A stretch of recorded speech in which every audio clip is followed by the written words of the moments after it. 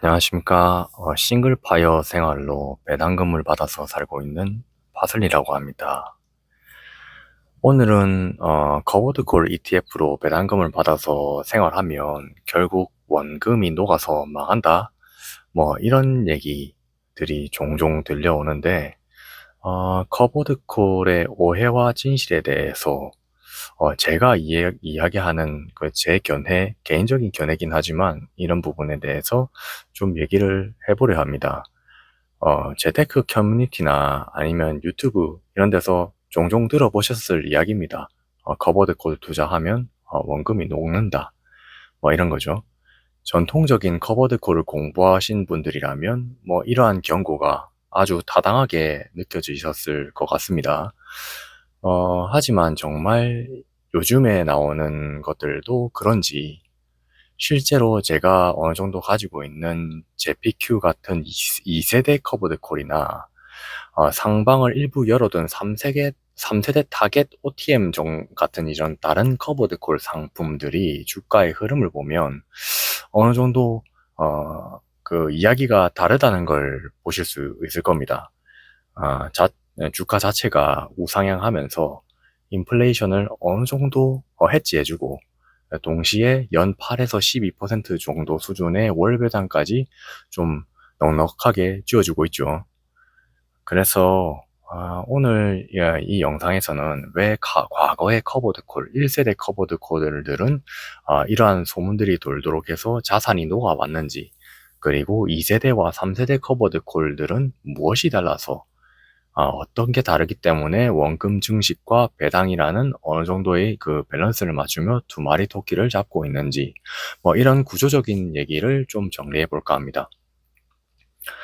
아, 예를 들면 이제, 본론에 들어와서 1세대 커버드 콜, 얘네들은, 자산, 이게 자산의 방식으로 키우기에는 좀 도구로 불렸었죠. 대표적인 게 이제 QYLD 같은 1세대 커버드 콜이거든요. 이 커버드 콜이 지금의 커버드 콜에 대한 선입견을 만드는데 아주 큰 역할을 한 것 같아요.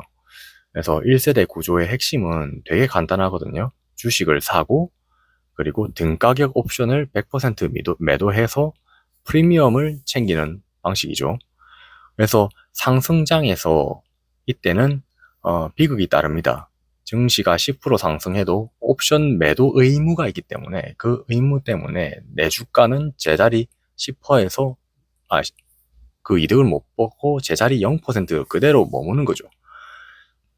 상수분을 전혀 누르지 못하죠.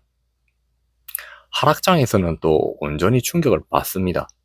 증시가 막 20%, 30% 이렇게 폭락을 하면 받은 옵션 프리미엄 약 1%, 2%만 약간 방어막이 되지. 그게 약간 월배당 같은 느낌이잖아요. 예, 그걸로 약간 방어막 해지가 될 뿐이지 주가는 그대로 폭락해버리거든요. 18%막 이렇게. 그럴 때 결과적으로 상승할 땐 못 오르고 하락할 땐 같이 떨어지는 뭐 이런 불균형, 양쪽에서 얻어터지는 그런 현상이 발생을 합니다. 그러다 보니까 1세대 커버드 콜들이 이러한 이제 선입견들과 사람들이 대부분 커버드 콜 왜 투자하냐, 자산 녹는다, 뭐 이런 공포심을 그리고 부정적인 인식을 만들어 온 것도 사실인 것 같습니다. 시간이 지날수록 주식 계좌의 원금이 계단식으로 막 낮아지고 원금이 줄어드니까 당연히 여기서 오는 배당금 절대 액수도 뭐 줄어들게 되는 그런 느낌이 드는 거죠. 그래서 배당을 받아봐야 아무 의미가 없는 것처럼 그렇게 이제 우리가 익히 아는 자산이 녹아내리는 현상입니다.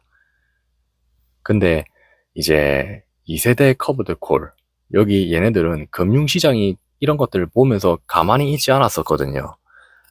1세대의 치명적인 단점들을 보완하려고 해서 이제 그런 석박사들이 머리 싸매고 만든 것들이 2세대 액티브 커버드 콜, 입니다. 예, 예를 들어서 이제 JPQ가 되겠죠.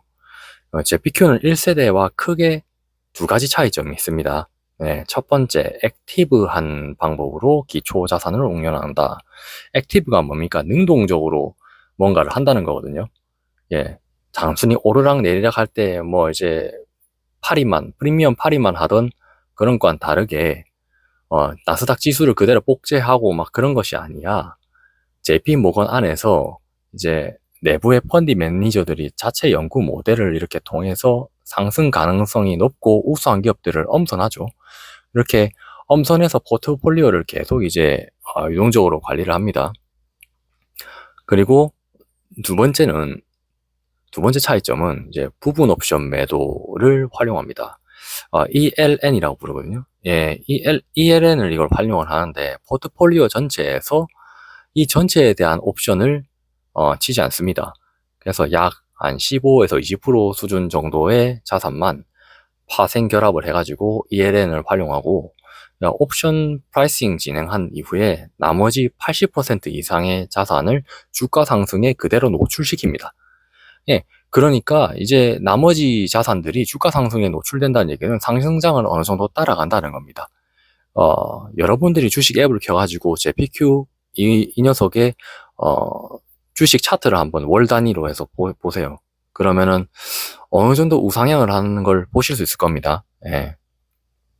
이게 액티브 커버드 콜, 2세대 커버드 콜이 1세대의 자산이 높게 됐던 그것의 약점을 보완해낸 겁니다. 금융공학적으로 해낸 거죠. 이 덕분에 나스닥이 강하게 상승할 때 JPQ가 온전한 100%는 따라가지는 못하죠. 예, 뭐 QQQ를 100% 따라가지는 못합니다. 하지만 한 60%, 80%, 이 정도 사이를 어느 정도를 이제 한 반 정도는 따라가 준다는 거죠. 그러다 보니까 상승장에서 자산 자체가 어느 정도 커지게 되죠. 예, 커지게 되고 그것이 인플레이션, 주가 우상향이 되니 인플레이션은 충분히 방어하고도 남는 성과를 보여주게 되는 겁니다. 그리고 이제 이번에 들어온 3세대 커버드 콜, OTM 그리고 타겟 커버드 콜, 이 녀석들이 진화한 또 세대가 세 번째 세대죠. 그래서 최근 국내외 시장을 보다 보면 이제 3세대 커버드 콜들이 많이 보이는데 키워드가 아마 OTM, Out of the Money, 외가격, 이 옵션을 쓰는 거거든요. 그리고 목표 수익률이라고 타겟을 설정한 겁니다. 타겟, OTM, 커버드 콜, 뭐 이런 걸 국내, 미국 그 커버드 콜 이런 상품들에서 많이 보셨을 거예요. 예, 이게 차이점이 1세대처럼 현재 가격으로 옵션 파는 게 아니라 지수가 일정 수준 상승한 지점, 이때 옵션을 매도합니다. 그러니까 상승 캡이 확보가 되는 거죠. 예, 내 자산의 상승을 어느 정도는 흡수하고 진행한다 이겁니다. 두 번째로 이제 데일리, 위클리 옵션 이런 것들을 활용하면서 만기가 매우 짧은 옵션들을 매일 혹은 매주 이렇게 매도함으로써 옵션 프리미엄을 이렇게 되게 높게 유지하는 거죠.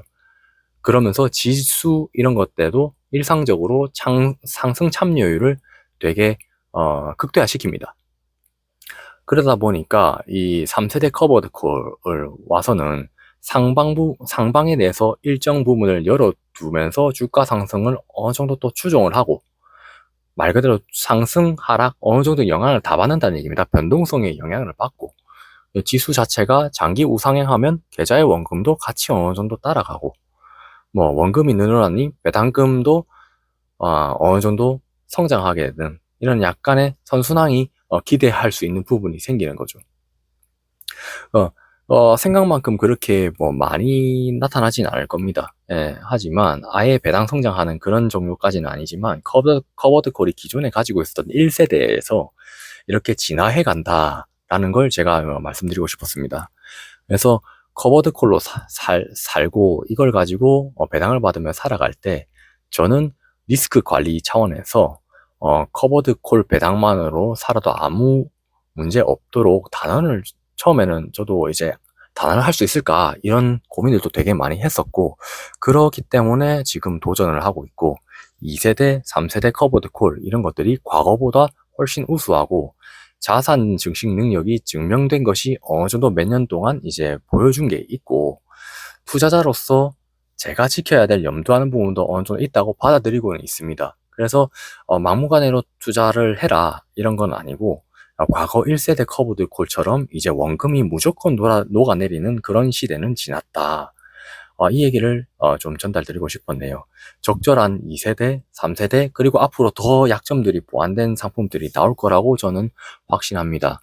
그래서 그것에 맞춰서 이제 자신에 맞춰서 투자를 해 나가시면 되고, 인플레이션을 상회하는 주가 상승, 그리고 안정적인 월 생활비를 창출을 동시에 달성하게 된다면 이런 것들을 기준으로 바이어를 달성하는데 조금 더 충분히 가능하지 않나, 도전은 가능하지 않나 그렇게 보고 있습니다. 오늘도 들어주셔서 감사합니다. 바슬리였습니다.